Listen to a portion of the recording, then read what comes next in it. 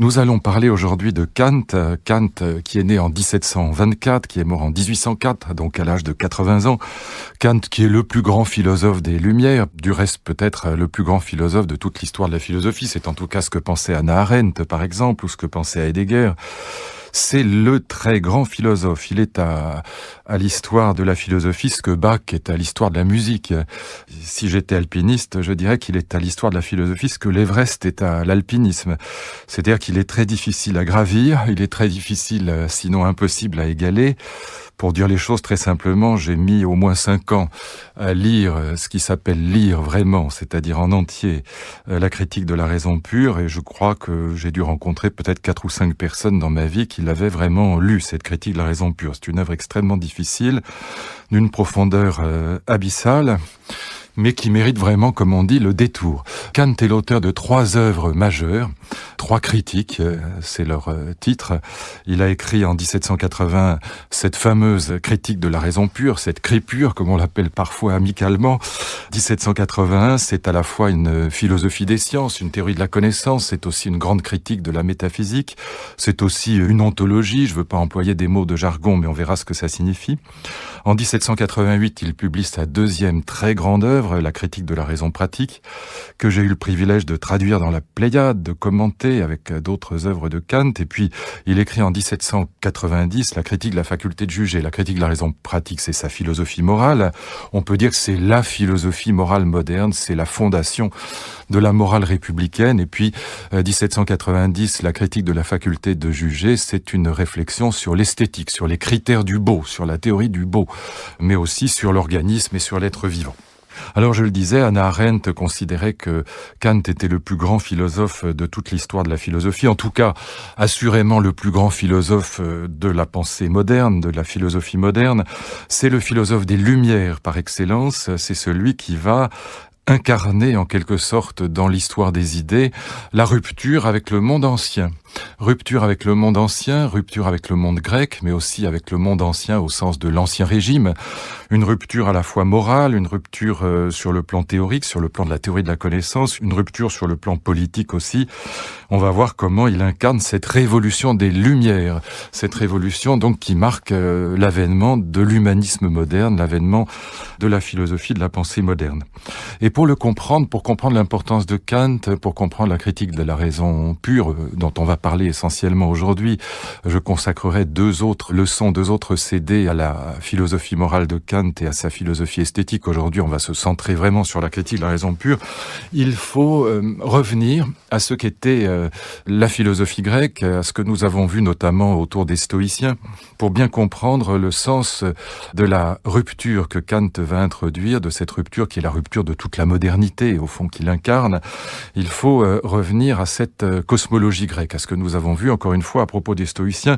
J'y reviens un instant, un tout petit peu dans le détail, parce que je crois que c'est le meilleur moyen de comprendre la nouveauté des interrogations kantiennes, notamment dans la critique de la raison pure. On se souvient que dans le monde ancien, les Grecs et notamment les stoïciens, mais on trouve ça aussi chez Platon et Aristote, les Grecs avaient cette idée que l'univers est ce qu'ils appellent un cosmos.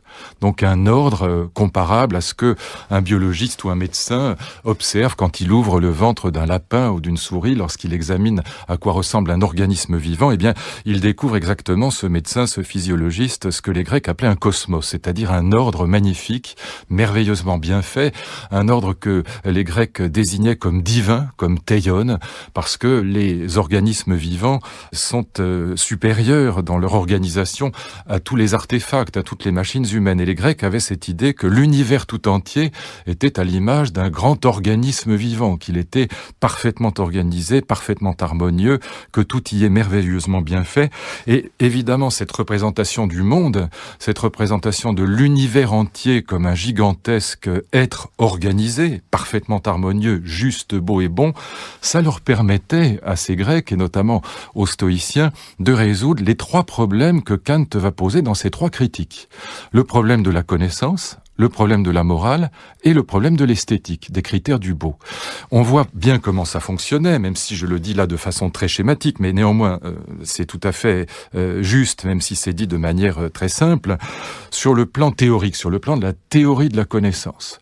Souvenez-vous que ce que les Grecs appellent théoria, étymologiquement, c'est teion orao, je vois le divin, je vois la divinité du monde, c'est-à-dire je vois l'harmonie du monde. Ça veut dire quoi? Ça veut dire que la tâche de la science, ça consiste essentiellement à découvrir au sens propre du terme, c'est-à-dire lever le voile. Faire une découverte, c'est lever le voile sur un ordre qui existe déjà, sur une harmonie qui est déjà inscrite dans les choses mêmes, qui est déjà substantielle, si je puis dire. Et donc la théorie, ça consiste, teion orao, voir le divin, à contempler essentiellement cette divinité du monde qui est présente avant toute espèce d'activité intellectuelle des humains. L'ordre du monde est déjà là bien avant nous. Il est déjà là indépendamment de notre activité intellectuelle, de l'activité du savant, qui encore une fois est une activité essentiellement contemplatrice, si je puis dire, contemplative. Il s'agit de découvrir, encore une fois, au sens où on lève un voile sur un ordre qui est déjà là. Pour parodier une phrase de Bachelard, un grand épistémologue contemporain, eh bien, on peut dire que chez les Grecs, tout est donné. Rien n'est construit. L'ordre que la science va découvrir, l'ordre du monde, il est déjà là, il est donné. La science ne construit pas cet ordre, elle le découvre, encore une fois. Elle se contente de le voir et de le faire voir. Et donc, d'une certaine manière, cette représentation de l'univers comme cosmos permet de considérer que la connaissance est simplement une activité de dévoilement, pour ainsi dire. Et ça n'est pas une activité qui consiste à mettre de l'ordre dans un chaos, mais au contraire à lever le voile sur une harmonie qui est déjà présente. De la même manière, quand on regarde le problème moral, il est relativement facile à résoudre si on considère que l'être humain doit s'ajuster à cette harmonie du monde, à cette harmonie de la nature. On considère que l'être humain doit prendre pour modèle cette harmonie qui est déjà là. Il existe un ordre hiérarchisé du monde, et on voit bien par exemple chez Platon, dans la République, nous avions analysé ça, comment la cité juste, c'est celle qui imite dans l'ordre légal, dans l'ordre juridique et politique, l'harmonie du monde, l'harmonie naturelle du monde, la hiérarchie naturelle du monde. Il est bon que les meilleurs par nature soient en haut, que les moyens par nature soient au milieu, et que les mauvais par nature, les esclaves, les artisans, les ouvriers, soient en bas. Voilà la cité hiérarchisée qui imite l'ordre naturel du monde et qui, d'une certaine manière, va dominer la vie politique européenne jusqu'à la Révolution française. À l'intérieur du monde féodal, on considère encore qu'il est bon que les meilleurs soient en haut, les moyens au milieu et les mauvais en bas. Et c'est une hiérarchie naturelle, encore une fois. La morale, la politique, elles se conçoivent essentiellement comme une imitation d'un ordre hiérarchisé naturellement, mais qui est déjà là. Il suffit, en quelque sorte, pour être un être moral, de se mettre soi-même en harmonie avec l'harmonie du monde. C'est l'accord avec l'accord, c'est l'harmonie avec l'harmonie. Le juste, c'est ce qui est ajusté à l'ordre du monde. Nous avions vu cela avec les stoïciens, notamment en examinant ces exercices de morale qui consistaient, souvenez-vous, si vous avez écouté ce CD consacré à la philosophie grecque, cet exercice qui consiste pour les élèves de l'école stoïcienne à traîner un hareng mort, un poisson mort, sur la place publique à Athènes.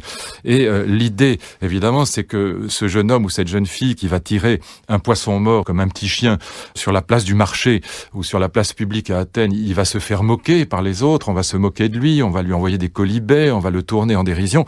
Et l'idée, évidemment, c'est de se moquer du qu'en dira-t-on, de se détourner des artifices et des conventions humaines pour jeter le regard vers ce qui compte vraiment, c'est-à-dire l'ordre naturel, l'ordre du cosmos, l'ordre cosmique, pour essayer, en le regardant, de s'y ajuster. La morale, le juste, c'est encore une fois l'ajustement, l'ajointement à un ordre harmonieux qui préexiste. Et puis pareil, quand on regarde la question esthétique, la question des critères du beau, eh bien, il y a une objectivité du beau pour les Grecs. Le beau, c'est l'harmonie, au fond. L'objet beau, c'est un microcosme. C'est un objet, une œuvre d'art, par exemple, comme la statuaire grecque, comme une belle statue grecque qui va, en quelque sorte, mettre en scène, présenter de manière sensible et visible un aspect de l'harmonie cosmique tout entière.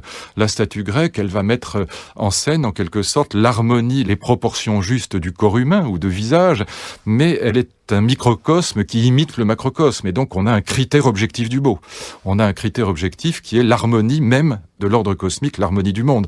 Et dans les trois cas, que ce soit pour la science, que ce soit pour la morale ou que ce soit pour l'esthétique, on a des critères du vrai, des critères du bien, des critères du beau qui sont des critères objectifs, qui sont inscrits dans l'ordre du monde, qui sont inscrits dans l'ordre cosmique. Avec la révolution des Lumières, avec la révolution dont Kant va être l'héritier, en vérité avec la révolution scientifique des XVIIe et XVIIIe siècles, avec la physique de Galilée, c'est les années 1630-1640, avec le principe d'inertie de Descartes, avec la physique de Newton un peu plus tard, eh bien on va passer, comme le dit un grand historien des sciences, Alexandre Koyré, c'est le titre d'un de ses grands livres, on va passer du monde clos à l'univers infini, on va passer de cet ordre cosmique des Grecs qui est comme un organisme vivant, on va passer à la physique moderne, penser à la physique de Newton, on va passer à un monde dans lequel l'espace et le temps sont infinis et dans lequel la nature n'est plus représentée comme un ordre, comme une harmonie, comme un organisme, mais au contraire comme un chaos, c'est les fameuses lois du choc de la physique moderne, comme un chaos qui est, dénué de sens a priori et qui est d'autant plus dénué de sens que l'univers est infini et qu'il n'y a plus de place, ça n'est plus comme une jolie maison qu'on peut habiter où on va chercher sa place, comme une espèce de niche douillette dans laquelle l'être humain est invité à trouver son lieu naturel, comme dit Aristote. Mais là, on a ce que dit le libertin de Pascal, ce silence des espaces infinis mais frais. Eh bien, on a un monde infini et chaotique, c'est la physique moderne dans lequel il n'y a plus de sens. Koyré a décrit très bien ce passage du monde clos à l'univers infini, ce passage du monde ancien, du monde des Grecs, mais qui est aussi un monde politique, c'est le monde féodal, c'est le monde aristocratique sur le plan politique, à cette physique moderne, à cette physique où l'univers, la nature n'est plus une harmonie mais un chaos. Il a décrit ça de manière tout à fait grandiose dans son livre dont j'évoquais le titre à l'instant, donc du monde clos à l'univers infini. Peut-être je vais citer un petit passage de ce livre. Voilà ce qu'écrit Koyré: la révolution scientifique engendre la destruction de l'idée de cosmos. La physique de Newton, c'est la fin de l'idée de cosmos. C'est plus le cosmos, c'est le chaos. C'est le contraire du cosmos. La destruction du monde conçu comme un tout fini et bien ordonné, dans lequel la structure spatiale incarnait une hiérarchie des valeurs et de perfection. Et la substitution à celui-ci, c'est-à-dire à ce cosmos, d'un univers indéfini et même infini, ne comportant plus aucune hiérarchie naturelle et uni seulement par l'identité des lois qui le régissent. La chose maintenant est oubliée, c'est-à-dire cette harmonie, mais les esprits de l'époque furent littéralement bouleversés par l'émergence de cette nouvelle vision du monde, comme l'expriment ces vers célèbres de John Donne, c'est donc un poète qui écrivit en 1611 le poème suivant: la philosophie nouvelle, c'est-à-dire la physique nouvelle, la physique de la révolution scientifique, rend tout incertain. L'élément du feu est tout à fait éteint, le soleil est perdu et la terre, et personne aujourd'hui ne peut plus nous dire où chercher celle-ci. Tout est en morceaux, toute cohérence a disparu, il n'y a plus de rapport juste, rien ne s'accorde plus. Voilà ce qui effrayait le libertin de Pascal, et c'est vrai qu'on ne mesure plus aujourd'hui à quel point les hommes de l'époque, les grands esprits de l'époque ont été bouleversés par l'effondrement de cette physique ancienne, de cette représentation du monde comme cosmos, et à quel point probablement ils se sont sentis perdus. Voilà à partir de quoi, à partir de cette révolution scientifique, Kant va reposer les trois questions qui animaient l'essentiel de la philosophie grecque, et c'est l'objet des trois critiques. Regardons au moins les questions avant de rentrer dans la critique de la raison pure, c'est-à-dire dans la première question, celle de la connaissance. Regardons comment elle se pose. Et c'est tout l'objet de la critique de la raison pure. S'il n'y a plus d'ordre du monde, s'il n'y a plus d'harmonie du monde à découvrir, s'il n'y a plus des lois de l'ordre du monde que le savant doit simplement contempler, si le monde est un chaos, eh bien, pour introduire de l'ordre dans ce chaos, c'est ce que Kant va appeler la révolution copernicienne. Pour introduire de l'ordre dans ce chaos, il va falloir l'introduire en quelque sorte de l'extérieur par nous-mêmes. L'activité du savant va complètement changer. La science ne va plus être une contemplation passive d'un ordre déjà là, mais au contraire, la science va devenir une activité, une pratique, une activité de l'esprit qui va, presque de force, si je puis dire, introduire dans le chaos du monde, dans ce non-sens absolu qui nous entoure, elle va, cette activité de l'esprit, cette activité du savant, introduire des liaisons entre les événements, notamment à l'aide du grand principe de la science moderne, qui est le principe de la causalité. On va relier des causes et des effets, mais c'est nous qui allons introduire ces liaisons dans le monde. comme de l'extérieur, si je puis dire. On va relier les phénomènes activement. La pensée va devenir un travail. L'esprit n'est plus une boîte à idées, comme une espèce de boîte de conserve où les idées seraient comme des petits pois, mais l'esprit va devenir une praxis, une activité qui relie entre eux les phénomènes, qui relient entre eux les événements. Par exemple, l'historien va chercher les causes d'une guerre, et donc il va prendre la guerre comme un effet dont il va essayer de chercher les causes. Eh bien, c'est une activité qui consiste à relier entre eux des événements. D'où la question qui ouvre la critique de la raison pure, question qui est très décevante pour un étudiant, pour une jeune fille ou un jeune homme qui commence à étudier la philosophie, qui ouvre la critique de la raison pure, dont on lui a dit c'est le plus grand livre de philosophie de toute l'histoire de l'humanité, et il découvre la question qui ouvre la critique de la raison pure, qui est comment les jugements synthétiques a priori sont-ils possibles? Mon Dieu, quelle horreur! Qu'est-ce que ça veut dire cette question, les jugements synthétiques a priori, mon Dieu? Alors que le jeune homme ou la jeune fille espère trouver des réponses à la question du sens de la vie ou peut-être à la question de l'éthique, et il tombe sur un problème absolument byzantin, un problème de logique formelle apparemment sans aucun intérêt. Comment les jugements synthétiques a priori sont-ils possibles? Qu'est-ce que ça veut dire? Eh bien, ça veut dire synthèse étymologiquement. Kant prend souvent le sens grec des mots savants. Synthèse, ça veut simplement dire synthesis, ça veut simplement dire poser ensemble. Ça désigne l'activité du savant qui va relier, qui va poser ensemble des événements en les reliant notamment par le fameux principe de causalité. La question comment des jugements synthétiques a priori sont-ils possibles, elle signifie en clair comment allons-nous relier entre eux les phénomènes du monde, les événements du monde, qu'ils soient des événements historiques ou des événements naturels, comment le savant va-t-il relier les phénomènes qui se présentent comme un chaos dénué de sens, et comment va-t-il les relier a priori, c'est-à-dire à l'aide de ce qu'on appellera en logique des connecteurs, ce que Kant appelle des catégories, comme la catégorie de causalité, c'est-à-dire à l'aide de cette capacité d'activité dont dispose l'esprit humain pour relier, pour introduire de l'ordre dans un monde qui a priori n'en a plus. Comme dira Bachelard, je le cite à nouveau, dans la perspective moderne, dans la perspective de la science moderne, rien n'est donné, tout est construit. La science est une construction de lois. La science élabore des lois en reliant les phénomènes entre eux pour essayer d'introduire de la rationalité. C'est d'ailleurs, la causalité n'est qu'un des visages du principe de raison suffisante. Rien n'arrive sans raison, pense le savant, mais il va essayer de relier entre eux ces phénomènes pour leur donner du sens, pour essayer de leur donner de la rationalité. Et du coup, la science va introduire l'ordre de l'extérieur. Rien n'est donné, tout est construit. Voilà la science moderne, et c'est cela que Kant va essayer de penser dans la critique de la raison pure. Pareil dans la critique de la raison pratique, c'est-à-dire dans la philosophie morale. S'il n'y a plus de nature à imiter, comment allons-nous penser le bien et le mal? Si le juste, c'était l'ajustement à un ordre du monde qui préexiste, c'était relativement facile, mais si cet ordre vole en éclats, s'il n'y a plus d'harmonie de la nature, si la nature est un chaos, l'idée que la morale consisterait à s'ajuster à ce chaos vole en éclats. Il va falloir fonder la morale tout à fait autrement. Et regardez comme c'est intéressant ce changement que la révolution scientifique introduit dans la représentation de la nature. Ça n'est plus un cosmos, c'est un chaos. Regardez comme c'est important sur le plan moral. Qu'est-ce qui va se passer sur le plan moral? Quand on ouvre les yeux, quand un moderne va ouvrir les yeux et non plus un ancien sur la nature, il ne verra plus un ordre, il verra un chaos. Ça veut dire quoi sur le plan moral? Ça veut dire que quand je regarde la nature, eh bien, elle ne m'apparaît plus comme harmonieuse, juste et bonne au XVIIIe siècle, elle m'apparaît sous les espèces du fameux tremblement de terre de Lisbonne, par exemple. 1755, tremblement de terre auquel tous les grands esprits du temps vont s'intéresser. C'est l'événement qui frappe le plus au XVIIIe siècle les savants, les philosophes qui s'intéressent à la philosophie de la nature. Et que disent-ils en gros? Eh bien, vous savez que ce fameux tremblement de terre de Lisbonne dévaste intégralement la ville. On pense aujourd'hui qu'il a fait entre 50 000 morts et 100 000 morts. Voltaire, dans Candide, dit qu'il a fait 30 000 morts, mais on sait que c'est beaucoup plus que cela. Eh bien, que disent les grands savants de l'époque? Ils disent, au fond, la nature, c'est l'ennemi. Et quand ils pensent aux anciens, ils trouvent que les anciens étaient beaucoup trop optimistes. Ils pensent que la nature, c'est l'ennemi, que la nature est méchante, qu'elle est chaotique, qu'elle est catastrophique, qu'elle nous envoie des désastres, et qu'il s'agit de la maîtriser, cette nature, mais certainement pas de la prendre pour modèle. On a complètement changé de vision de la nature. Prendre la nature comme modèle, pour un Voltaire ou pour un Kant, c'est l'horreur absolue, parce que cette nature, c'est le chaos, c'est le désordre, c'est les catastrophes naturelles, comme le tremblement de terre de Lisbonne. Qui voudrait prendre le tremblement de terre de Lisbonne comme modèle moral à imiter. Voilà le changement qu'introduit la révolution scientifique. Mais si je regarde en moi-même et non plus à l'extérieur, qu'est-ce que j'aperçois?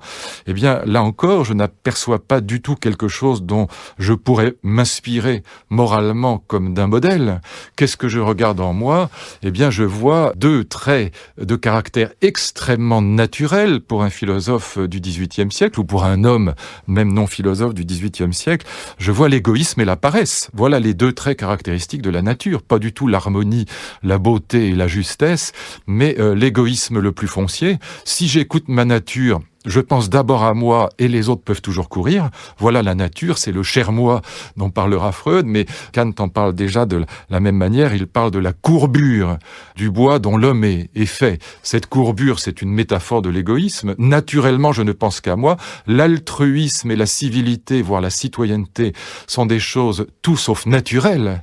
Et puis, si je regarde plus profond, ce que je vois, au-delà même de l'égoïsme, c'est la paresse. La nature nous incite à l'égoïsme et à la paresse, certainement pas à la générosité, au travail et à l'altruisme, au souci des autres. Et donc, où que je regarde dans cette perspective moderne, influencée par la révolution scientifique, il faudrait montrer comment il y a un lien très étroit entre science et morale, de ce point de vue-là, dans la représentation de la nature. Où que je regarde, la nature ne fait plus modèle. Elle n'est plus un modèle à imiter. Et puis quand je regarde du côté de l'esthétique, pareil.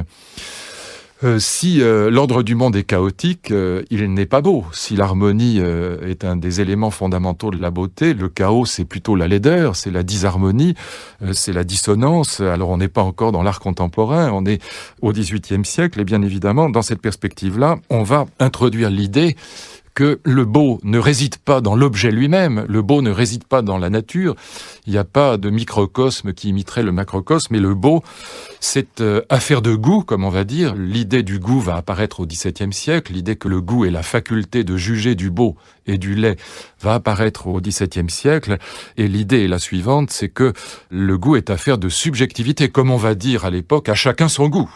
Des goûts et des couleurs, on ne dispute pas. Et du coup, le grand problème de l'esthétique moderne, ce sera le problème suivant, c'est le problème des critères du beau. Si le goût est parfaitement subjectif, comment expliquer le consensus, ce que Kant appellera le sensus communis, autour des grandes œuvres ou autour des beaux paysages? Si l'adage à chacun son goût est vrai, comment expliquer qu'on continue à trouver que Homère c'est beau ou que les couchers de soleil sur les glaciers c'est beau? Qu'est-ce qui explique le consensus autour de la beauté si on part de la subjectivité comme on le fait dans le domaine de la science ou dans le domaine de la morale? Dans le domaine de la morale, le problème ce sera justement de construire un nouveau cosmos, un nouvel ordre, un ordre humain. C'est ce qu'on appellera le constructivisme, avec cette idée typiquement moderne que l'ordre humain doit se construire à partir de la volonté des êtres humains, pourvu qu'ils acceptent de limiter leur liberté à la condition de son accord avec celle des autres. Ma liberté doit s'arrêter là où commence celle d'autrui. Et donc le monde moderne va inventer, c'est la Déclaration des droits de l'homme, c'est la démocratie, un nouveau cosmos, si je puis dire, un nouvel ordre, mais qui ne sera plus un ordre naturel, ce sera un ordre construit sur la volonté des humains, avec cette invention des parlements, cette espèce d'humanisme politique où on va fabriquer la loi par les humains et pour les humains, en essayant de construire un ordre, l'ordre démocratique, l'ordre légal, l'ordre du droit, qui sera une espèce d'analogue de ce qu'était l'ordre naturel pour les Grecs, mais qui repose cette fois-ci sur la volonté, sur une construction, sur la volonté démocratique des hommes qui essayent de construire un monde meilleur, qui justement est un monde qui s'oppose à la nature, qui va corriger les méfaits chaotiques, égoïstes et paresseux de la nature. Alors, pour ce qui est de la morale et de l'esthétique, j'y reviendrai dans une autre leçon, dans un autre CD, essayant de nous concentrer sur la question théorique, sur la question qui occupe la critique de la raison pure. Le plan de la critique de la raison pure est très intéressant. C'est de là que je vais partir. Je vais simplement commenter ce plan pour essayer de le faire comprendre. Il y a trois parties essentielles. La première partie s'appelle esthétique. Esthétique, là encore, ça vient du grec, aïsthesis, ça veut dire simplement la sensibilité, la sensation. C'est la théorie de la sensibilité, c'est la théorie de ce qu'on appellerait aujourd'hui la perception, ce que Kant appelle les intuitions, mais au sens où nous parlons de perception, c'est-à-dire ce qui nous donne accès à la réalité, ce qui nous donne accès aux objets réels, aux objets sensibles. Il y a une deuxième partie qui est l'analytique des concepts, l'analytique de l'entendement, de cette faculté que Kant appelle l'entendement, Verstand, qui est la faculté des concepts. Et puis il y a une troisième partie qui est la partie qui consiste dans une très puissante critique de la métaphysique, qui est l'analyse de la raison comme faculté des idées. Les idées, c'est l'essentiel de cette métaphysique que Kant va déclarer illusoire. Trois parties, donc théorie de la sensibilité, théorie de l'entendement et des concepts, théorie de la science, et puis théorie de la raison, théorie de la métaphysique, critique de la métaphysique. Reprenons-les une par une pour voir un peu ce qui se cache dedans. Le but de cette leçon, comme de ce CD, comme de tous les autres, étant d'essayer de vous donner des clés pour lire ces grands auteurs, et notamment cette critique de la raison pure, en l'occurrence, qui est d'une très grande difficulté. Il faut vraiment des clés pour la lire, sinon... Très difficile. Encore une fois, pour mon compte, j'ai mis 5 ans à lire en entier cette œuvre de Kant, et si j'avais eu quelques clés, ça m'aurait permis de rentrer dedans un peu plus vite et probablement aussi un peu mieux. D'abord, la théorie de la sensibilité. Alors c'est très important, cette théorie de la sensibilité, cette théorie de la perception, de ce que Kant appelle les intuitions, parce que l'idée de Kant, et c'est très représentatif du XVIIIe siècle, de cette révolution scientifique du XVIIIe siècle, c'est qu'on va partir de la finitude humaine. Qu'est-ce que ça veut dire ? On va partir du constat, car c'est un constat, que la réalité qui nous entoure, l'accès au monde, l'accès aux objets qui forment ce monde qui nous entoure, eh bien cet accès au monde ne nous est donné que par l'expérience. Et cette expérience, elle passe par la voie de la sensation. Encore une fois, ce que Kant appelle les intuitions sensibles. Les intuitions sensibles, c'est le seul moyen d'avoir accès aux objets singuliers, aux objets réels, aux objets perçus. Et qu'est-ce qui caractérise cette intuition sensible, cette perception des objets qui nous entourent ?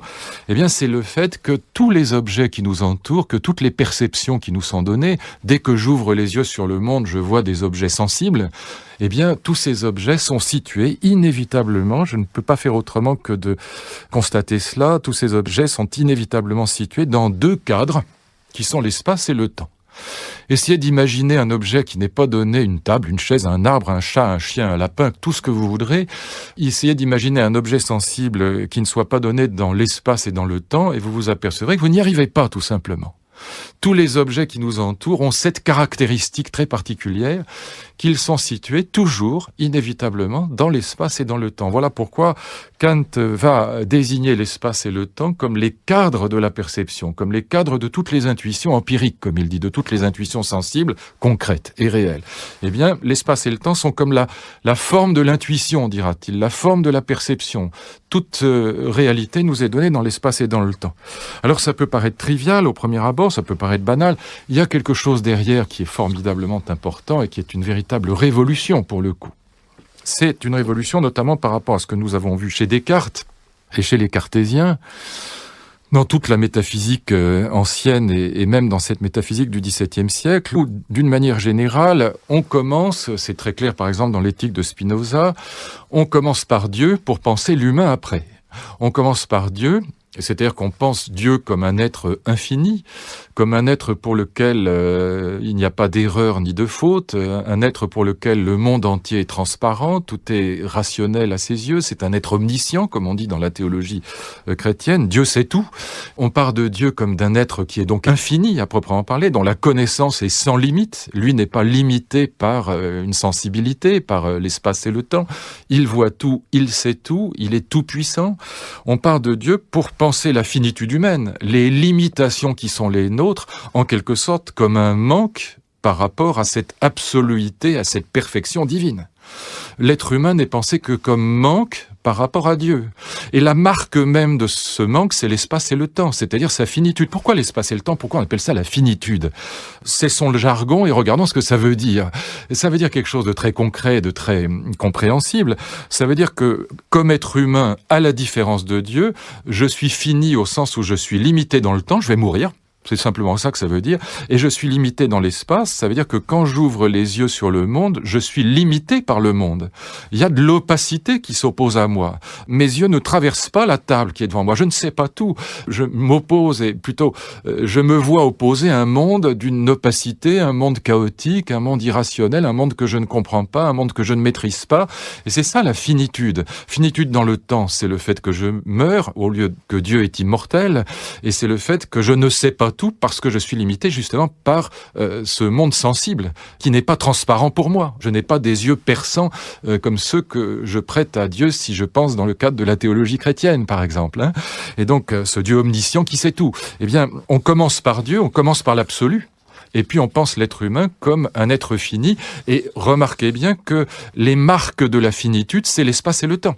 Ce sont ces deux limites qui me distinguent de Dieu. Pour Dieu, il n'y a pas d'espace et pas de temps, il n'y a pas de sensibilité. Dieu est pure raison, il est pure rationalité, en quoi il ne commet ni d'erreur ni de faute.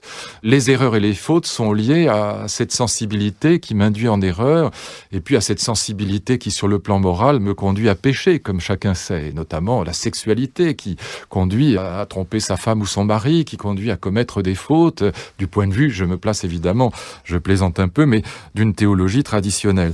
Eh bien, voyez que Kant va renverser complètement ce schéma. On commence par la finitude. On commence par observer la finitude humaine. Kant va poser que cette finitude est indépassable. Je ne peux pas m'évader des cadres de l'espace et du temps. Je ne peux pas sauter par-dessus ma sensibilité. Il faut partir de la vérité de l'homme.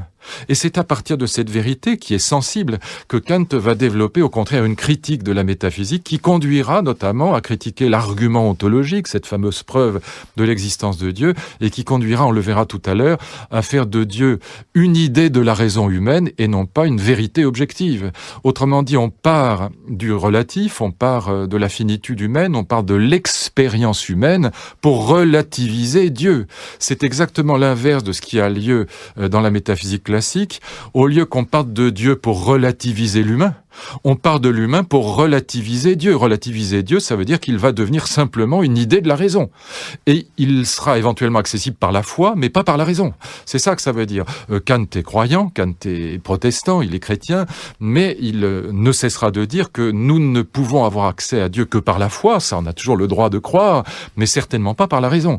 Et donc il va déconstruire, critiquer les fameuses preuves, les prétendues preuves de l'existence de Dieu, et il va les critiquer précisément parce qu'on commence par la finitude humaine et on n'en sort pas.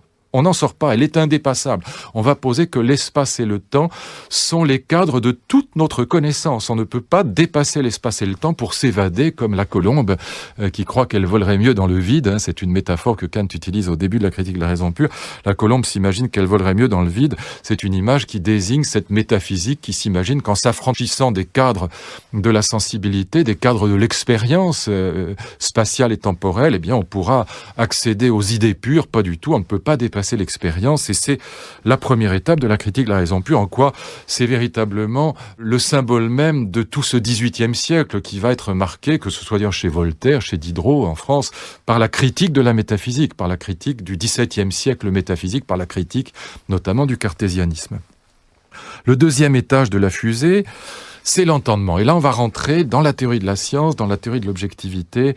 Et là, on va voir apparaître quelque chose qui est vraiment génial chez Kant. C'est une toute nouvelle théorie de l'objectivité, une toute nouvelle théorie de la science, mais c'est aussi une ontologie, parce que derrière cette théorie de l'objectivité, il y a un parti pris sur ce qui est vraiment, sur l'être d'une certaine manière. Qu'est-ce que c'est qu'un objet? Qu'est-ce qui fait vraiment l'être d'un objet? Et on va voir donc une rupture, là aussi, qui va s'introduire par rapport au monde ancien, non seulement par rapport à la philosophie grecque, mais aussi par rapport aux grandes philosophies cartésiennes, par rapport à Leibniz, à Spinoza et à Descartes. Alors, pour le faire comprendre, et là je voudrais essayer d'être vraiment très clair, parce que c'est très difficile, mais on peut y arriver, on peut comprendre vraiment cette révolution dans la théorie de l'objectivité. Pour Kant, l'entendement, faculté des concepts, possède deux types de concepts en lui. Il y a les concepts empiriques, qui sont les plus simples. Les concepts empiriques, par exemple le concept de table, le concept de chien, c'est-à-dire les concepts d'objets qu'on perçoit dans l'expérience, eh bien, les concepts ressemblent exactement, dans la logique traditionnelle, que Kant, là, pour le coup, ne remet pas en question, exactement à ce qu'on appelle un ensemble dans la théorie mathématique d'aujourd'hui. Qu'est-ce que c'est qu'un ensemble? Qu'est-ce que c'est qu'un concept? Ça a deux caractéristiques. Il y a d'abord la définition, la propriété P, comme on dit dans la théorie des ensembles, ce que les logiciens de l'époque appellent la compréhension du concept. Par exemple, si je prends le concept de table, c'est la définition de la table. Je ne sais pas, un plateau avec 2 ou 3 pieds, 4 pieds en dessous, ce que vous voudrez comme pied, ou même un seul. En tout cas, un plateau avec des pieds, enfin, je dis n'importe quoi, mais c'est la compréhension du concept. C'est la définition, c'est la propriété P. Et puis, il y a l'extension du concept, c'est-à-dire les éléments, pour parler comme dans la théorie mathématique. Les éléments, c'est les tables réelles dont on a vu qu'elles n'étaient, aux yeux de Kant, perceptibles que par, justement, la perception, qu'elles n'étaient données que par des perceptions situées dans l'espace et dans le temps, les intuitions sensibles. Donc le concept, c'est ces deux éléments, la définition d'un côté et puis les éléments réels de l'autre, les tables réelles qui sont données dans des perceptions réelles situées elles-mêmes dans l'espace et le temps. Eh bien, vous voyez que, évidemment, dans le concept, les tables réelles ne peuvent pas être données par la définition. Si bien que je définisse un concept, si magnifiquement que je définisse le concept de table, ça fera pas exister la table.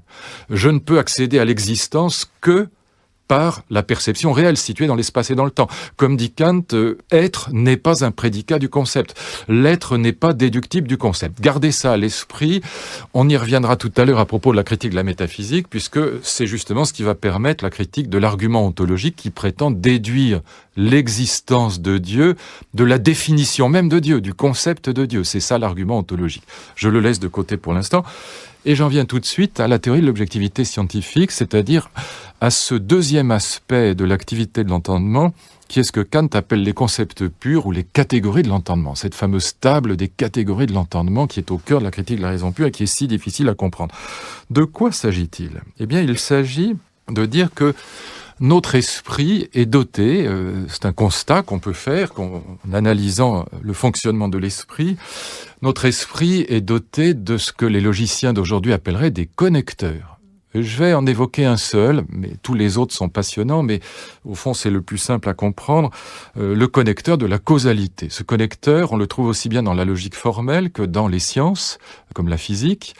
C'est ce que Kant appelle une fonction de synthèse, c'est-à-dire une fonction de liaison, soit des concepts entre eux, soit des événements réels entre eux. La structure de la causalité, c'est le raisonnement si A, alors B. Si la cause est donnée, alors l'effet suit. C'est, si vous voulez, une des figures du principe de raison suffisante. Rien dans le monde n'arrive sans raison. Tout est fait à une cause, peu importe la formulation pour l'instant. Et voyez bien que ce principe de causalité, c'est un principe de liaison, comme je le disais tout à l'heure, des phénomènes entre eux. Si A, alors B. Si la cause est donnée, alors l'effet est donné. Et si vous voyez un effet, vous allez rechercher la cause, c'est-à-dire que vous allez essayer de relier l'effet à une cause qui l'explique. Il s'agit toujours de synthèse, c'est-à-dire de synthèse au sens grec du terme, synthesis, mettre ensemble, relier. L'activité intellectuelle, l'activité scientifique par essence, c'est l'activité de liaison. C'est relier entre les phénomènes grâce à ces connecteurs, et notamment à ce fameux connecteur qu'est le principe de causalité. Alors voyez comment ça va permettre de définir l'objectivité autrement que chez Descartes. Voilà la révolution kantienne.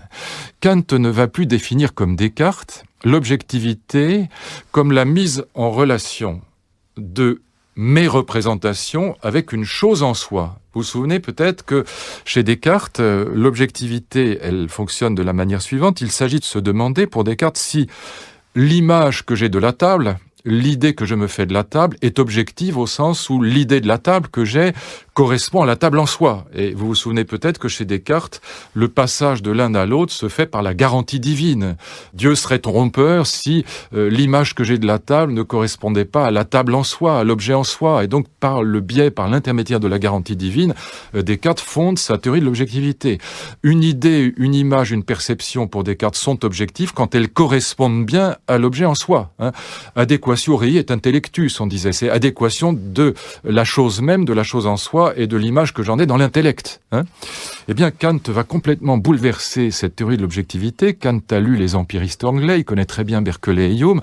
Il sait que si on pose la question de l'objectivité en termes de rapport à la chose en soi, ça ne tient pas debout.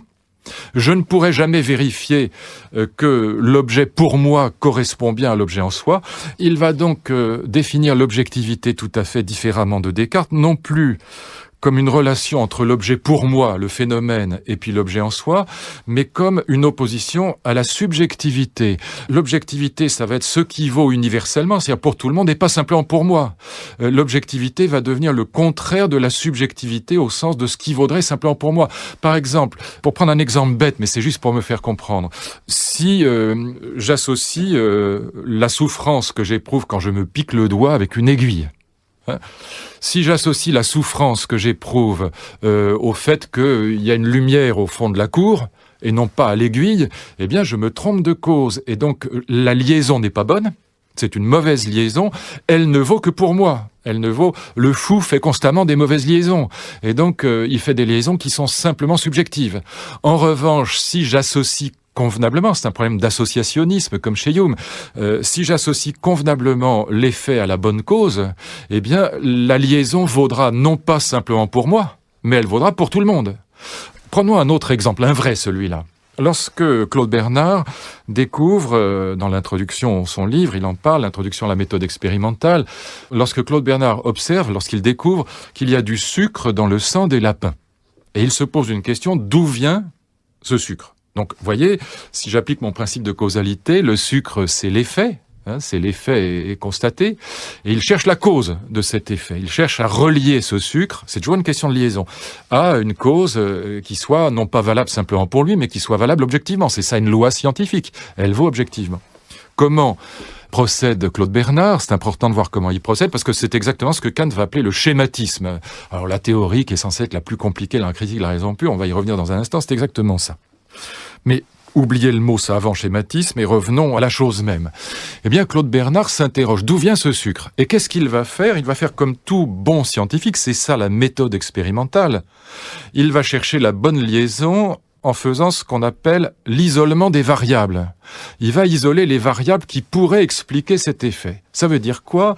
Eh bien, ça veut dire qu'il va se demander si le sucre dans le sang vient par exemple des aliments, c'est la première variable possible. Est-ce que ça vient des carottes que mange le lapin? C'est un aliment sucré, pourquoi pas? Est-ce que ça vient au contraire d'un organe à l'intérieur du lapin, si je puis dire, qui fabriquerait du sucre? Voilà une première hypothèse. Eh ben, on va isoler les deux variables, carottes d'un côté, et puis l'hypothèse que ça vienne de l'intérieur de l'organisme lui-même. Alors que va-t-il faire? Eh bien, par exemple, il va mettre des lapins dans une cage auquel il ne donnera aucun aliment sucré. Il va les mettre à la diète, les malheureux lapins, puis dans une autre cage, par exemple, il va mettre des lapins auxquels il donnera des aliments extrêmement sucrés, et puis il s'aperçoit que, en faisant une prise de sang, le taux de sucre est le même. Qu'ils aient mangé énormément de sucre ou qu'ils aient mangé pas de sucre du tout, c'est pareil. D'où deuxième hypothèse, l'hypothèse que ça vient d'un organe à l'intérieur du lapin, et c'est comme ça que Claude Bernard, je vais faire maintenant une histoire courte, comme on dit en anglais, to make a long story short, il va découvrir que le sucre est fabriqué par le foie, c'est ce qu'on va appeler donc la fonction glycogénique du foie. Voyez comment Claude Bernard a fonctionné, c'est l'essence même de la méthode expérimentale, il a fonctionné en reliant des phénomènes, on voit la différence avec le monde grec. Il introduit de la rationalité de l'extérieur dans le monde, dans ce monde des lapins en l'occurrence. Et il introduit de la rationalité dans ce monde, il produit une loi, la fameuse loi sur la fonction glycogénique du foie, eh bien, il produit de l'intelligibilité. En introduisant de l'extérieur de la liaison entre les représentations, grâce à un connecteur logique, si je puis dire, qui est le principe de causalité. Vous voyez ce que veut dire comment des jugements synthétiques a priori sont-ils possibles? C'est pas du tout une question byzantine. Ça veut dire comment relions-nous les phénomènes entre eux, les événements entre eux, les faits observés entre eux, à l'aide de connecteurs qui sont a priori. Ils sont a priori, ça veut dire qu'ils sont pas eux donnés par l'expérience. Ils sont en quelque sorte inhérents à l'esprit lui-même, si je puis dire. Et qu'est-ce que c'est que la table des catégories? Ce fameux moment de la critique de la raison pure qui est si sec, si difficile à lire. Eh bien, pour prendre une métaphore qui a été prise par d'autres, que je reprends notamment à certains grands interprètes de Kant.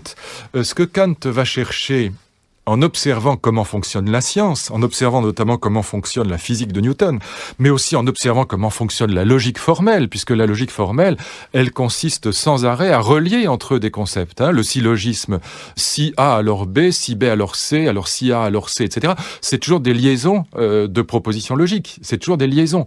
Eh bien, ce que Kant va faire, c'est qu'il va observer le fonctionnement de la logique, il va observer le fonctionnement de la science, et il va, voilà la comparaison, un peu comme quelqu'un à qui on poserait le problème suivant, observer une partie d'échecs, quelqu'un qui n'aurait jamais joué aux échecs, qui ne connaîtrait pas le jeu d'échecs, observer des parties d'échecs, problème, dégager les règles du jeu d'échecs. Eh bien oui, quelqu'un d'intelligent, un peu la même chose quand Champollion déchiffre les hiéroglyphes, par exemple. Eh bien, quelqu'un d'intelligent qui observe attentivement une partie d'échecs, même s'il ne sait pas ce que c'est que le jeu d'échecs, il finira par comprendre que le fou se déplace en diagonale, la tour de manière perpendiculaire, etc. Et il va découvrir les règles du jeu d'échecs. Ce que fait Kant dans la critique de la raison pure, c'est au fond découvrir les règles a priori de la science, les règles, les connecteurs qui servent à relier entre les phénomènes, qui servent à relier entre les événements du monde pour leur donner du sens. Voilà la tâche principale de la critique de la raison pure. Et voyez qu'en même temps, c'est un grand débat que Heidegger a ouvert, c'est en même temps une ontologie, puisqu'on va définir l'objectivité de l'objet. Ce que Heidegger, dans son jargon impossible, appellera l'étantité de l'étant. C'est-à-dire, qu'est-ce qui fait qu'un objet est vraiment un objet? Eh bien, c'est que les liaisons ont bien été faites. Ce que Kant appelle un objet, en vérité, c'est une loi scientifique. Une loi scientifique est objective quand les règles ont bien été appliquées et quand les règles ne sont pas simplement valables subjectivement pour moi, mais quand elles sont valables aussi objectivement pour les autres. Alors, il y a beaucoup d'autres règles. J'en prends une, je ne sais pas si elle est tellement difficile en même temps, mais par exemple, le principe de substance, il consiste, quand vous regardez un mur, imaginez que vous regardiez un mur, vous regardez la tour Eiffel quand vous êtes en bas.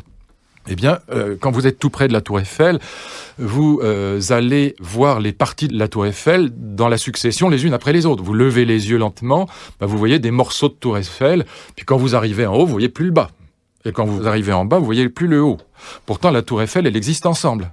Or, vous ne voyez que vous associez des moments de perception successives qui sont que des fragments de tour Eiffel. Quand vous êtes tout près d'un mur très long ou d'un objet très haut comme la tour Eiffel, eh bien, grâce au principe de substance, vous avez là un autre connecteur qui n'est pas le principe de causalité, c'est ce que Kant appelle le principe de substance. Vous allez mettre ensemble toutes ces parties de la tour Eiffel et vous allez poser que l'objet existe hors de la succession. Pour vous, subjectivement, il existe dans la succession, cet objet, mais vous savez très bien que la tour Eiffel, elle existe dans la permanence. Le principe de substance, c'est la permanence. Ça correspond chez Newton à la permanence de la quantité de force dans l'univers. C'est le grand principe newtonien, par opposition à la variabilité des mouvements. Pour vous, la tour Eiffel existe dans cet exemple, dans la succession, mais en réalité, objectivement, si je puis dire, elle existe, toutes ces parties coexistent, elles existent ensemble, elle est un objet cohérent. Eh bien, ça, c'est grâce au connecteur qui est le principe de substance qu'on va réaliser cet objet qu'est la tour Eiffel, en quelque sorte. Et donc, Kant va chercher ici à dégager ces connecteurs de la science, si je puis dire, ces fonctions de synthèse, ces fonctions de liaison, ces facteurs de liaison qui sont dans l'esprit humain et qui permettent, en reliant les phénomènes, de résoudre la question comment les jugements synthétiques sont-ils possibles, c'est-à-dire comment les lois scientifiques sont-elles possibles. Vous voyez, rien n'est donné, tout est construit. On est aux antipodes de la pensée classique, de la pensée ancienne. Et puis, on va être aussi aux antipodes de la pensée cartésienne. Je vous ai dit que l'objectivité allait se résoudre non plus par rapport à la chose en soi, en dehors de la représentation, mais à l'intérieur des représentations. C'est ce que Husserl appellera, dans son jargon à lui, la transcendance dans l'immanence. Ça veut dire quoi? Que l'objectivité des lois scientifiques va transcender ma subjectivité personnelle, mais sans que je sorte de la représentation, sans que je fasse référence à la chose en soi. C'est simplement parce que la liaison des représentations, la liaison des faits observés est bonne, que le fait scientifique, par exemple la fonction glycogénique du foie, dépasse la subjectivité de Claude Bernard. Ça vaudra pour tous les biologistes. La loi scientifique est ce qui vaut universellement et pas de manière particulière à un sujet. La loi scientifique, elle est universelle et nécessaire, elle n'est pas subjective et particulière, et elle vaut en dehors du temps, elle vaut en tout temps et en tout lieu. Elle est donc universelle et non subjective. Et ça va poser un immense problème par rapport justement à la tradition cartésienne à laquelle Kant va s'opposer dans la critique de la raison pure, autant qu'à la tradition ancienne grecque, stoïcienne, platonicienne, aristotélisienne, comme nous l'avons vu, puisque rien n'est donné, tout est construit. L'ordre du monde est introduit par le savant, par les liaisons qu'il opère grâce à ces connecteurs que sont ces concepts purs, ces catégories de l'entendement, comme Kant les appelle. Mais Kant va s'opposer aussi aux cartésiens et aux empiristes. Nous avons étudié Descartes, nous avons étudié Berkeley et Hume, et donc vous allez comprendre très aisément, mais pour ceux qui n'auraient pas le souvenir de ces leçons sur Descartes ou sur les empiristes, je vais reprendre un peu les choses à zéro pour que tout le monde puisse comprendre. Vous allez comprendre ce que c'est que la théorie du schématisme, qui est censée être la partie la plus difficile de la critique de la raison pure et qui est en vérité extrêmement claire une fois qu'on a compris, évidemment. Quand on le lit, c'est un peu difficile, d'autant que c'est ramassé en 3-4 pages, à peu près incompréhensible, mais l'idée, en revanche, est très puissante et très claire. L'idée est la suivante, on vient de voir qu'une loi scientifique, c'est une loi qui s'arrache à la subjectivité, qui n'est donc pas particulière, qui n'est donc pas propre à ma conviction personnelle, elle vaut pour tout le monde, et qui du coup s'arrache au temps. La vérité scientifique, elle est intemporelle et non particulière, non subjective. Or, voilà l'objection que font les empiristes aux cartésiens. Les cartésiens essayent de résoudre le problème en disant on a des idées innées. Dieu a mis en nous, il a créé les vérités, il a mis en nous, par exemple, les idées mathématiques qui font que nous sommes tous d'accord que, je ne sais pas, le plus court chemin d'un point à un autre, c'est la ligne droite, que la somme des angles d'un triangle, enfin dans la géométrie classique, ça fait 180 degrés. Et donc c'est parce que Dieu a mis en nous des idées innées que nous avons des idées universelles et nécessaires qui échappent au temps, qui échappent à la particularité de ma subjectivité. C'est grâce aux idées innées, à ces fameuses notions communes que Dieu a créées, qu'il a mises dans nos têtes. Mais l'objection des empiristes, vous vous en souvenez peut-être, l'objection des empiristes, elle consiste à dire que on ne peut pas se représenter d'idées en général. Essayez donc d'imaginer un triangle en général, disent Berkeley et Hume à Descartes et aux cartésiens, enfin ils disent pas à Descartes parce qu'il est mort, mais enfin aux cartésiens, aux héritiers de Descartes. Essayez donc de vous représenter un concept général et un concept ou une idée qui échapperait au temps. Et vous n'y arriverez pas. Toutes les idées que nous avons, elles sont forcément particulières, subjectives, puisqu'elles sont dans ma conscience, elles ne sont pas ailleurs. Si j'imagine un triangle, il est dans moi, si je puis dire, il est dans ma tête, pour parler simplement. Et donc, il est forcément dans ma particularité, dans la particularité subjective de ma pensée subjective, si je puis dire. Et en même temps, il est forcément dans le temps, puisque ma pensée est dans le temps, ce qu'on appelle le sens interne. Et donc, toutes les idées sont particulières et temporelles. Comment Kant peut-il prétendre qu'il y a des lois universelles qui dépassent le temps et qui dépassent la subjectivité, alors que ces lois ne sont nulle part ailleurs que dans la conscience humaine, dans la conscience de Claude Bernard ou de Kant. Et donc elles sont forcément particulières, subjectives et temporelles, puisque dans ma tête, tout est particulier, subjectif et temporel. Voilà. Comment résoudre ce problème que l'empirisme oppose aux cartésiens et opposera d'ailleurs aussi bien à Kant, et qui conduit au scepticisme, puisque du coup tout est subjectif. Rien n'est universel et nécessaire. Toutes les idées, souvenez-vous, chez Hume, la science n'est qu'une croyance parmi d'autres. Eh bien, Kant va résoudre cette antinomie entre cartésiens et empiristes, entre la théorie des idées innées cartésiennes et puis la théorie des empiristes qui disent que toutes les idées qui sont dans ma conscience sont forcément, par définition, subjectives, particulières et temporelles. Il va résoudre cette antinomie par la théorie du schématisme. Le schématisme, c'est quoi? C'est l'idée que les concepts, et ça correspond à ce que je vous dis depuis le début de cette leçon, les concepts ne sont pas des idées au sens de représentation générale, des images générales en quelque sorte, comme si le concept de table ou de chien c'était une idée vague dans l'esprit, une table un peu floue ou un chien un peu général, on ne sait même pas ce que ça veut dire. Mais les idées, c'est une activité de l'esprit. Les idées, les concepts, c'est une activité de l'esprit. C'est quelle activité? Eh bien, c'est l'activité de ces connecteurs qui consistent à relier entre eux les événements. Prenons un exemple, l'idée de causalité. L'idée de causalité, c'est pas la représentation d'une cause en général. Quel sens ça aurait? Les empiristes ont raison, dit Kant. Je peux pas me représenter une cause en général. C'est l'activité de Claude Bernard, activité qui est concrétisée dans le temps, dans l'espace, et qui est une activité d'un bonhomme particulier. C'est l'activité de Claude Bernard qui met ses lapins concrètement dans une cage X et puis les autres lapins dans une cage Y et qui isole les variables et qui applique la méthode expérimentale dans le temps. C'est ça, le principe de causalité. Le principe de causalité, bien sûr, on peut le formuler abstraitement comme on peut formuler les règles du jeu d'échecs abstraitement. Je peux dire le principe de causalité, c'est le principe selon lequel tout est fait à une cause. Voilà, je formule la règle abstraite comme je pourrais dire le fou se déplace en diagonale. Mais la vérité, c'est qu'il n'existe pas autre chose que des parties d'échecs particulières, subjectives dans le temps. De la même manière, le principe de causalité, il n'existe nulle part ailleurs que dans la pratique du scientifique qui isole les variables et qui rend la méthode expérimentale concrète. Prenons un autre exemple peut-être encore plus simple, l'exemple du concept de triangle. Le concept de triangle, c'est pas une image générale. C'est, dit Kant, le schème du triangle, c'est-à-dire la suite des opérations que je vais faire dans le temps et dans mon activité subjective et particulière. C'est moi qui vais le faire, personne d'autre. Eh bien, l'activité qui consiste avec une règle, un crayon et un compas, à tracer sur une feuille de papier un triangle. Autrement dit, le triangle, c'est une règle de construction, c'est une méthode de construction de tous les triangles. Et cette méthode, elle est universelle, nécessaire et hors du temps.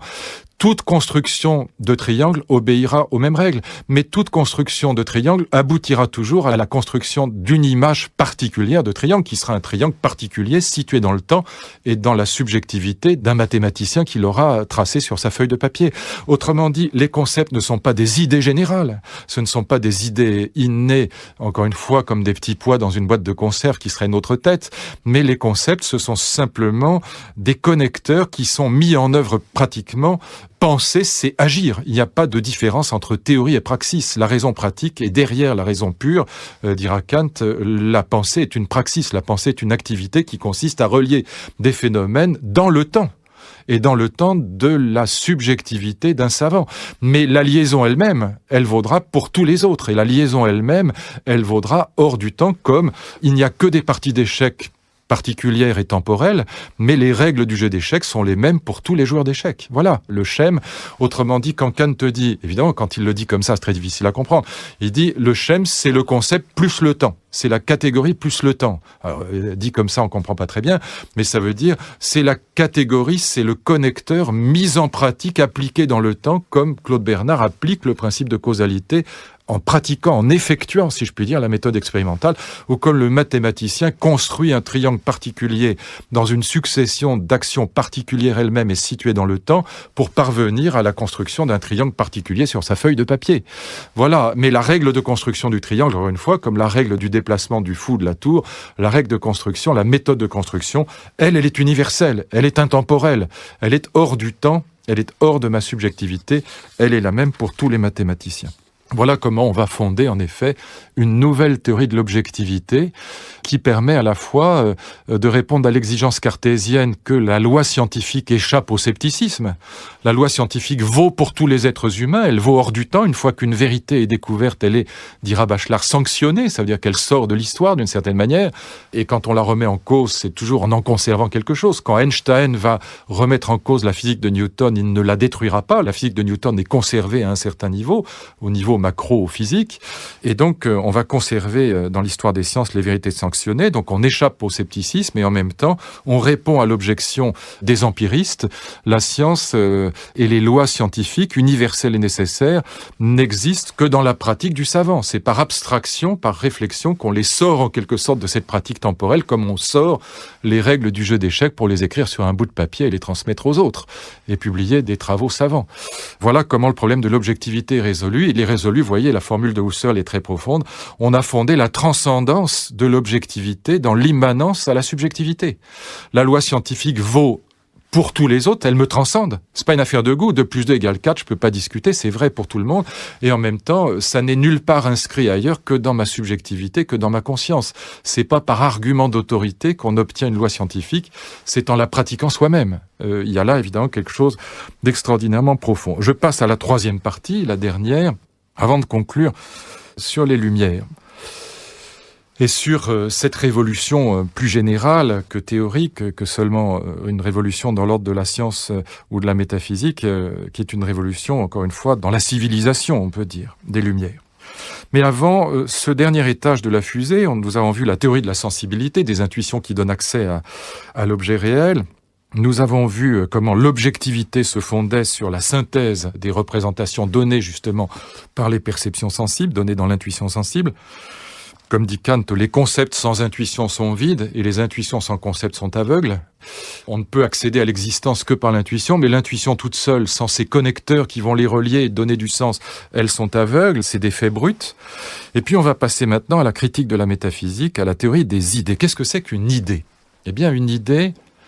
Alors, à première vue, ça paraît complètement absurde, la métaphysique, ça paraît complètement incompréhensible, mais il faut savoir d'entrée de jeu que derrière, il y a tout le débat sur la preuve de l'existence de Dieu qu'on appelle l'argument ontologique. Je rappelle ce que c'est que l'argument ontologique.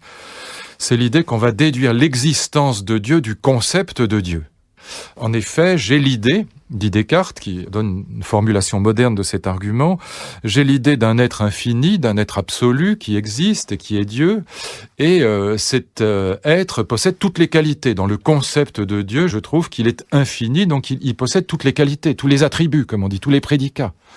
Or, l'existence est une qualité éminente, et donc j'ai le concept d'un être qui, ayant toutes les qualités, a forcément parmi ses qualités l'existence, et donc j'ai, à partir de l'idée de Dieu, la conviction qu'il existe. Je déduis l'existence de Dieu de l'analyse du concept de Dieu.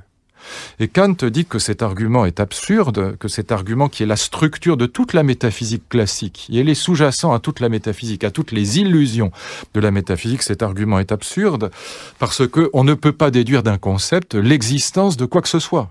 Vous pouvez définir autant que vous voudrez le concept de table ou de chien, ça ne fera pas exister la table ni les chiens. Pour accéder à l'existence, il faut passer par l'intuition sensible, par la perception, il n'y a pas moyen de faire autrement. Alors, les partisans de l'argument ontologique disent d'accord, pour la table, oui, pour le chien, oui, mais pour Dieu, non.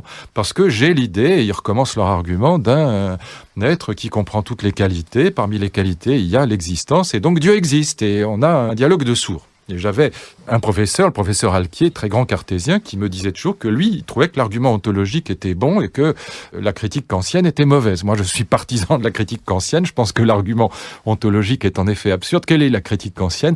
Elle consiste à dire ceci, qui est évidemment subtil. Elle consiste à dire aux cartésiens, oui, nous avons bien l'idée d'un Dieu. D'ailleurs, personne ne le conteste. Tout le monde a l'idée de Dieu, c'est très frappant. Tout le monde a l'idée de Dieu, y compris les athées. D'ailleurs, la preuve, c'est qu'ils ne seraient pas athées s'ils n'avaient pas l'idée de Dieu. Quand je dis Dieu n'existe pas, c'est bien que j'en ai l'idée. Bon, donc tout le monde a l'idée de Dieu, d'accord. Là-dessus, les cartésiens ont raison. D'accord que dans l'idée de Dieu, on a l'idée d'un être infini. D'accord aussi sur le fait que l'existence fait partie du concept de Dieu. J'ai donc l'idée d'un être qui existe. Mais entre l'idée d'un être qui existe et l'existence de cet être, il y a un abîme qui s'appelle justement l'existence. J'ai l'idée d'un être qui existe, ça ne veut pas dire pour autant qu'il existe vraiment. L'idée d'une existence nécessaire n'est pas la nécessité de l'existence du contenu de cette idée. Et donc oui, dit Kant, nous avons bien l'idée d'un être qui existe nécessairement, mais c'est l'idée d'un être qui existe nécessairement. Le poids étant mis sur idée. Et voyez comment fonctionne la critique de la raison pure. On commence par la finitude, par l'expérience. Et comme dit Kant, il le répète à satiété dans la critique, nous ne pouvons pas avoir de connaissances qui dépassent l'expérience. Alors je pense que cette critique de l'argument ontologique est évidemment bonne. Nous avons l'idée d'un Dieu qui existe, mais ça ne veut pas dire qu'il existe pour autant. Ça reste une existence en idée, n'est pas une existence réelle. Voilà. Et qu'est-ce que Kant va introduire ? Étape supérieure. Il va introduire une idée qui est absolument géniale. Je pense que c'est l'idée la plus géniale de toute la critique de la raison pure. Nous avons là une déconstruction de la métaphysique. On a une déconstruction des idées métaphysiques. J'ai pris l'exemple de l'idée de Dieu pour ne pas alourdir le propos. On va avoir une déconstruction de l'idée de sujet absolu, du cogito cartésien. On va avoir une déconstruction de l'idée de savoir absolu, de l'idée d'omniscience. Et puis, au fond, Dieu, c'est la synthèse des deux. C'est à la fois le sujet absolu, le sujet qui est vraiment complet, et en même temps, c'est l'omniscience. C'est la science achevée, Dieu. Dieu, c'est l'être qui aurait tout compris, tout rationalisé, qui serait le savant absolu. C'est ce que Hegel appellera le savoir absolu. C'est le propre de Dieu. Et donc, Dieu, c'est à la fois le sujet absolu et la connaissance complète, absolue. Et donc, Kant déconstruit cette idée. Et vous voyez qu'au nom de l'expérience, puisqu'on part de la finitude, on relativise l'absolu. C'est plus l'homme qui est relativisé par rapport à Dieu, c'est Dieu qui est relativisé par rapport à l'homme. Dieu ne devient qu'une idée de la raison, et pas plus. Il n'est qu'une idée de la subjectivité humaine. Donc, Kant se livre à ce qu'on pourrait appeler la première grande déconstruction de la métaphysique. Et je pense que c'est une déconstruction qui, en radicalité, n'a rien à envier à celle de Nietzsche et de Heidegger. Ça va à la racine de la métaphysique et c'est une déconstruction qui part des structures de la finitude humaine, l'espace et le temps, la sensibilité, comme étant des structures indépassables. Ça n'est d'ailleurs pas pour rien que Heidegger consacrera son premier grand livre à Kant et notamment à ce qu'il appelle l'analytique de la finitude, c'est-à-dire l'analyse des structures indépassables de la finitude humaine. Donc on commence par la finitude, on pose qu'elle est a priori, l'espace et le temps ne peut pas les dépasser. Et donc nous resterons finis, quoi qu'il arrive. Et même quand nous avons une pensée de l'infini, ce qui est le cas pour la pensée de Dieu, eh bien cette pensée de l'infini est relativisée par ces cadres de la finitude qu'on ne peut pas dépasser. Et donc Dieu devient une simple idée de la raison. Encore une fois, il faudra passer par la foi pour lui donner de la réalité à cette idée. Mais je pense que c'est une position très juste, et d'ailleurs, franchement, si on pouvait démontrer l'existence de Dieu, ça se saurait depuis le temps. Et du reste, ça porterait un coup terrible à la religion chrétienne, parce que si Dieu n'était pas un objet de foi, alors c'est toute la dimension de croyance, de foi plus exactement, de la religion qui disparaîtrait. Et du coup, ce serait une philosophie rationaliste à la place. Donc, il me semble que sur ce point, c'est très difficile d'être en désaccord avec Kant. Mais qu'est-ce qu'il va faire de plus? Et là, je pense que Kant apporte quelque chose par rapport à Nietzsche et Heidegger, par avance, qui est assez grandiose et qui va faire, à mes yeux, toute la profondeur de sa pensée. C'est que, une fois les idées déconstruites, les idées de la raison, les idées illusoires, l'idée de Dieu, une fois les idées déconstruites, elles vont garder une signification. Elles n'ont pas de vérité objective, l'idée de Dieu n'a aucune vérité objective, c'est simplement une idée de la raison, mais qui n'a pas de valeur objective. On ne peut pas prouver l'existence de Dieu, donc elle n'a pas de valeur objective. Mais en revanche, l'idée de Dieu va conserver un sens. Sens et vérité, ça n'est pas pareil. Elle conserve un sens comme un foyer imaginaire, dit Kant. Et elle va conserver un sens pour penser deux grands problèmes humains. L'idée de Dieu, je le redis pour que vous compreniez bien comment l'idée de Dieu va permettre de penser ces deux grandes questions, la question du progrès scientifique et la question de la beauté. Pourquoi? Eh bien parce que on se pose souvent la question de savoir où sont les idées, où sont les vérités quand on les a pas encore découvertes. Il y a plein de vérités qu'on n'a pas encore découvertes. Eh bien, sans y prendre garde, on ne peut pas s'empêcher de penser un point de vue, c'est pour ça que Kant parle de foyer imaginaire, un point de vue qui en quelque sorte vers lequel tendent toutes les connaissances, le point de vue d'un système complet de la science achevée. Quand on parle de progrès scientifique, l'idée même de progrès, ça veut dire quoi? C'est bien l'idée qu'on a progressé. Sinon, on ne parlerait pas de progrès scientifique. Réfléchissez, on progresse vers quoi? Voilà la question du progrès. On progresse vers quoi? Sinon, vers un idéal, qui est l'idéal de la science achevée, l'idéal du savoir absolu, l'idéal de la réconciliation complète de toutes les théories scientifiques. Quand on oppose, par exemple, je ne sais pas, la théorie ondulatoire et la théorie corpusculaire de la lumière, on essaye, ou quand on oppose la mécanique quantique à la mécanique d'Einstein, on imagine toujours un foyer imaginaire au sein duquel, si je puis dire, ce serait un progrès, une théorie supérieure qui réconcilierait les théories actuelles. Et donc, le progrès scientifique, il ne peut être pensé comme tel, c'est-à-dire comme progrès. L'idée même de progrès l'implique, que par rapport à une idée qui est l'idée de Dieu, c'est-à-dire l'idée d'un savoir absolu, l'idée d'un savoir qui serait complet, l'idée d'un savoir au sein duquel toutes les théories scientifiques seraient en plus réconciliées entre elles. Et donc, on ne peut penser le progrès scientifique que par rapport, dit Kant, à un besoin d'aller vers ce savoir absolu. Et c'est très profond parce que ça veut dire qu'il y a toujours une dimension métaphysique dans la science. C'est-à-dire que le savant a toujours une propension, c'est ce qu'Althusser appelait la philosophie spontanée des savants. D'une certaine manière, on pourrait parler au sens kantien d'une philosophie spontanée du savant. C'est pas pour rien que la question Dieu et la science revient sans arrêt au devant de la scène. C'est parce que d'une certaine manière, le savant ne peut pas s'empêcher d'avoir quelque part l'idée de Dieu, même quand il est athée. Et bien sûr, celui qui est croyant dira, voyez, le progrès scientifique confirme ma croyance. Bon, ce qui est absurde, parce que ça confirme rien du tout. Il faut rester complètement athée en matière de science. La science ne prouvera jamais l'existence de Dieu. Kant a raison. Mais en même temps, on ne peut pas être scientifique sans avoir en arrière-fond justement, non pas la croyance en Dieu, mais l'idée de Dieu. Sans cette idée, on ne pourrait pas même progresser, avancer vers quelque chose comme un savoir absolu, hein. Même si on sait que ce savoir absolu est totalement illusoire, évidemment, hein.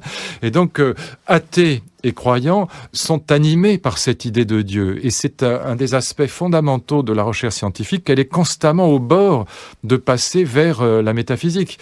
Quand un biologiste comme Jean-Pierre Changeux prétend trouver les fondements naturels de l'éthique, par exemple, il croit être dans la science, il est en plein dans la métaphysique, parce que il va chercher un fondement des valeurs, en l'occurrence, qui jouera exactement le même rôle que Dieu dans la théologie cartésienne. C'est-à-dire, on va trouver un fondement des valeurs, alors un fondement matérialiste, mais néanmoins, on va faire jouer à l'infrastructure neurale le même rôle que Dieu dans la théologie de Descartes ou de Leibniz. Et donc, on a constamment cette tentation métaphysique de la science que Kant pointe très bien et dont il montre à la fois l'illégitimité. La science ne prouvera jamais l'existence de Dieu, c'est absurde, mais en même temps la légitimité, oui, il y a un sens qui est donné par cette référence à l'idée de Dieu dans le travail scientifique, hein, voilà. Et donc là, il y a quelque chose de très profond. Les illusions de la métaphysique sont des illusions, elles n'ont aucune vérité, mais elles conservent un sens après leur déconstruction. Et puis, je disais que cette idée de Dieu sert non seulement à penser le progrès scientifique, mais elle sert à penser la beauté. Pourquoi ? Eh bien, parce que dans l'entendement divin, si tant est qu'on puisse parler d'entendement divin, mais dans l'esprit de Dieu, si tant est qu'on puisse parler d'esprit de Dieu, eh bien, la sensibilité et le concept seraient parfaitement réconciliés. On a dit que Dieu voyait tout, qu'il savait tout, ça veut dire que pour lui, il n'y a plus de sensibilité comme pour nous qui est opaque, il n'est pas limité par l'espace et par le temps, par l'opacité du monde. Dieu, c'est celui qui verrait tout, et par conséquent, en Dieu, dans l'entendement divin, sensibilité et entendement, sensible et intelligible, seraient réconciliés. Or, l'œuvre d'art, dira Kant, et c'est là aussi extrêmement profond, l'œuvre d'art n'est rien d'autre qu'une espèce de réconciliation miraculeuse et fortuite, et très plaisante, du sensible et de l'intelligible. Quand j'écoute un prélude de Chopin ou un choral de Bach, c'est comme si on racontait une histoire à un enfant, mais il n'y a pas de concept. C'est comme si c'était intelligible, mais il n'y a que du sensible. Hein, il y a un début, il y a un développement, il y a une fin, il y a manifestement des idées, des émotions. On voit que c'est triste ou que c'est gai, ou que c'est vivant, ou que c'est mortel, ou que c'est une prière, que sais-je. Et si vous demandez à un enfant qui écoute un choral de Bach, il vous dira des choses, il y a des idées, manifestement dans ce... Et pourtant, il n'y en a pas. C'est que du sensible, c'est que des vibrations sonores. Et donc, l'œuvre d'art, ainsi pensera Kant, et d'ailleurs les romantiques après lui, les romantiques allemands, c'est en quelque sorte la réconciliation du sensible et de l'intelligible. Et cette réconciliation fonctionne comme une évocation de cette idée de Dieu que nous avons conservée en nous, comme une évocation de l'harmonie que représenterait cette idée de Dieu entre le sensible et l'intelligible. C'est au fond une espèce de présentation, dit Kant, une Darstellung, on dit en allemand, une présentation de cet idéal que représenterait le divin en termes d'harmonie du sensible et de l'intelligible. L'œuvre d'art, elle est à la fois, elle est indissolublement sensible et intelligible. Elle a l'air d'avoir du sens, elle a l'air d'être intelligible, et pourtant elle n'est que matérielle et sensible. C'est que de la peinture, c'est que de la croûte. Si vous posez le doigt dessus, c'est du matériau, c'est du matériel. Et pourtant, il y a plein d'idées dans la peinture. Quand vous regardez, je ne sais pas, la peinture hollandaise, elle est bourrée d'idées, elle met en scène des idées, mais c'est que de la croûte, c'est que de la matière, de même que la musique, c'est que des vibrations sonores. Ça n'est que du sensible, mais c'est du sensible qui se fait lui-même intelligible, en quelque sorte, mais sans concept. Le beau est ce qui plaît universellement sans concept, dira Kant, c'est-à-dire du sensible qui devient par lui-même intelligible, en quelque sorte. Et on a là, et encore une fois, je trouve que, oui, un petit choral de Bach ou un prélude de Chopin, c'est comme une histoire qu'on raconte à un enfant. Et il y a là quelque chose qui évoque cette idée de Dieu qui ne nous ferait pas plaisir si on n'avait pas cette idée en nous.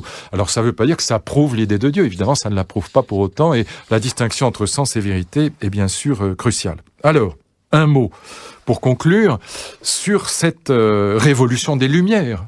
Qu'est-ce que c'est que les Lumières ? Eh bien, c'est d'abord ose savoir, dit Kant, c'est sortir de la minorité, dit Kant, c'est cette révolution scientifique que j'ai évoquée qui nous fait sortir de l'obscurantisme et des fausses sciences et qui nous fait aller vers la vérité.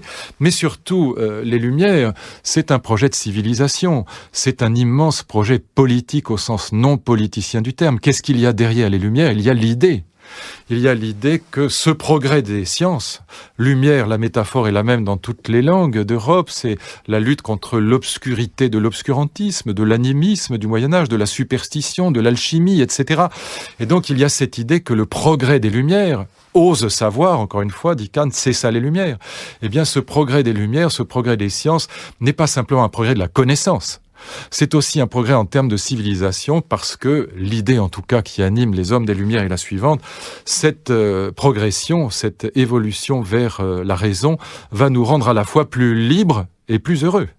Plus libre intérieurement parce que nous allons être débarrassés des chaînes de la superstition, plus libre extérieurement parce que nous allons maîtriser la nature. On n'est pas du tout écologiste, on pense plutôt à la nature du tremblement de terre de Lisbonne que j'évoquais tout à l'heure. Il s'agit donc de maîtriser la nature et du coup plus heureux. Le bonheur, une idée neuve en Europe, dira Saint-Just, on sera plus heureux parce que maîtrisant la nature, on pourra l'utiliser pour réaliser les fins qui sont celles de l'humanité et accéder à plus de bien-être. Et au fond, droite et gauche confondues, toute la politique moderne, je parle de la politique républicaine évidemment, je ne parle pas des contre-révolutionnaires, la politique moderne va aller vers, plutôt elle va être animée par cet optimisme des Lumières pratiquement jusqu'aux années 1970, jusqu'au général de Gaulle encore, droite et gauche confondues, social-démocratie ou socialisme démocratique comme droite républicaine, seront animés par la conviction que l'histoire va vers le mieux, qu'elle a un sens, que le progrès de la civilisation est animé par celui des Lumières, par celui de la raison. Et il y a évidemment deux philosophes qui mettront ça en doute. C'est Rousseau, bien sûr, c'est Nietzsche, mais il y a aussi un événement qui posera une question terrible, c'est le nazisme. Parce que l'image du nazi cultivé, de cette nation héritière de Kant et des Lumières, eh bien l'image du nazi qui torture un juif en écoutant Schubert ou Beethoven va remettre en question cet optimisme, elle va poser un problème immense. Est-ce que véritablement le progrès des Lumières est un progrès dans la civilisation? Est-ce que la barbarie recule forcément parce que les Lumières avancent? On voit aujourd'hui dans les fondamentalismes les plus fanatiques, on voit des hommes qui sont plutôt sortis des doctorats des universités américaines. Ça repose la question que pose le nazisme. Est-ce que vraiment il y a un lien indissoluble entre progrès des connaissances et progrès de la civilité, progrès de la morale, progrès politique? C'est évidemment la grande question que posera la fin du XXe siècle par rapport à cet héritage des Lumières. Et c'est là qu'on entrera dans une philosophie contemporaine qui n'est plus la philosophie moderne, si on reprend ces distinctions, qui sera évidemment beaucoup plus pessimiste, beaucoup plus tragique, beaucoup plus animée par les problématiques de l'absurde, de l'angoisse que la philosophie optimiste des Lumières. Mais évidemment, on peut avoir, je le comprends, ça n'est pas mon cas, mais je comprends les amis philosophes qui ont des nostalgies de cette période qui fut la période de la Grande République aussi, qui fut aussi la période de ce qu'on appelle la République des Jules, de cette Troisième République française qui fut complètement animée par la pensée de Kant et qui, aujourd'hui évidemment, est en difficulté face aux défis que lui pose le monde contemporain.